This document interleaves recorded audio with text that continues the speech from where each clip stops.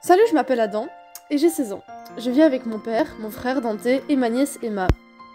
Je suis célibataire, mon ex est en prison, j'ai une bonne partie du visage défiguré et j'essaie de reprendre ma vie en main sans refaire une dépression.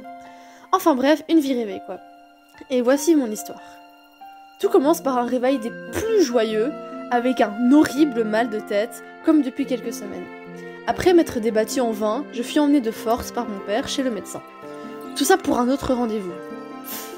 Dès mon retour à la maison, je découvris mon frère accompagné d'un bébé. Après quelques explications maladroites de Dante, il nous informa de son point de vue. Son ex-copine Mélanie était venue avec sa fille pendant notre absence. La lui a laissé en lui affirmant être le père et est partie, le laissant seul avec la petite Emma complètement dans le déni. Malgré quelques difficultés à s'adapter à cette nouvelle situation et ses nouveaux problèmes, chacun s'adapte à sa manière.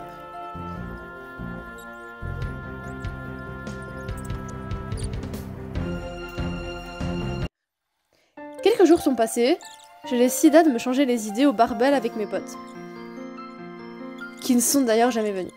C'est beau l'amitié, hein? Au lieu de ça, j'ai croisé Dante, accompagné de ses amis et d'Emma. Je décide donc d'aller les rejoindre. Mais après tout, je vais pas rester seule quoi. Mais disons que je n'ai pas été accueillie de la meilleure des façons. C'est toujours un plaisir de passer du temps avec les amis de mon très cher frère. Enfin, plus particulièrement Josh, la brute de son groupe. Alors, j'ai fait la meilleure réaction que tout homme viril aurait eu. Je suis allée m'asseoir ailleurs, en me retrouvant à nouveau seule. Un peu plus tard dans la soirée, après le départ de Dante avec Emma, Josh vient me rejoindre au bar, pour je ne sais quelle raison d'ailleurs. Après quelques vacheries, il me proposa un verre. Je passa donc la soirée à ses côtés.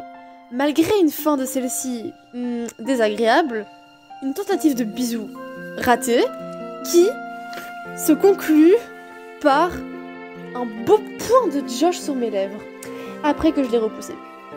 Je décida de ne pas en parler à mon frère pour ne pas briser leur amitié. Après des excuses de sa part et un rendez-vous, je pris sur moi et les accepta. Et ce fut alors le début de notre relation. Mais malgré nos moments heureux ensemble, il n'accepta toujours pas son orientation et continua de me rabaisser en public. Mon moral au plus bas, je décida de le quitter, mais il tenta quand même de me contacter sans succès, le rendant furieux. Le temps passa, et ce fut rapidement l'anniversaire de Dante. On s'organisa alors une sortie entre frères au bar pour l'occasion. On fut surpris, et moi moins confiant, quand on vit des amis de Dante dedans, tels que Paul, Logan, et ainsi que Josh, pour mon plus grand plaisir. Pour ne pas gâcher la fête de Dante, je proposa au groupe de le rejoindre, en essayant d'oublier le regard froid de Josh sur moi. La soirée se déroule bien, avant que les problèmes commencent. Je me fis tordre le poignet par Josh, alors que je voulais lui piquer une simple frite. Après des menaces de Dante et du patron, il lâche mon poignet agacé et sortit du bar. On sortit quelques minutes plus tard, l'humeur totalement différente. Pourtant, ce n'était pas fini. Les trois nous retrouvèrent et voulurent me faire payer. Paul et Logan retenaient Dante au sol pendant que je me fis tabasser avec force par Josh. Il me martelait de coups de poing ainsi que d'insultes. Pensant pouvoir le calmer, je me releva avec peine et l'embrassa. Mais ce fut clairement l'inverse de l'effet attendu. Il s'énerva encore plus, dorénavant hystérique, me blessant encore plus. Me revoilà dans ma chambre. Quelques jours se sont écoulés depuis le massacre. J'ai eu un séjour à l'hôpital, suivi de près par une opération, pour mon mal de tête dont je souffrais depuis maintenant quelques mois. Plusieurs choses ont changé chez moi. Je ne sors plus de ma chambre et je suis défigurée dorénavant.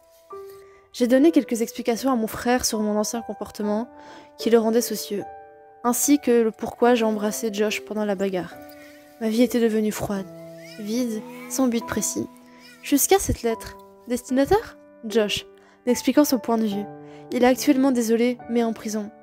Sa famille l'a renié pour ses actes, ce qui était sa plus grande peur. Cette lettre me mit dans un état encore plus pitoyable, et je pris ses cachets. Cette tentative, littéralement ratée, laissa libre cours à des serments de mon adorable frère et sa charmante et belle fille qui, elle, avait encore un beau visage comparé au mien en miettes. Oupsie! Je veux dire, sa fille Emma. Mais cela me remit les idées en place et l'envie d'avancer. Et voici comment je repris ma vie en main.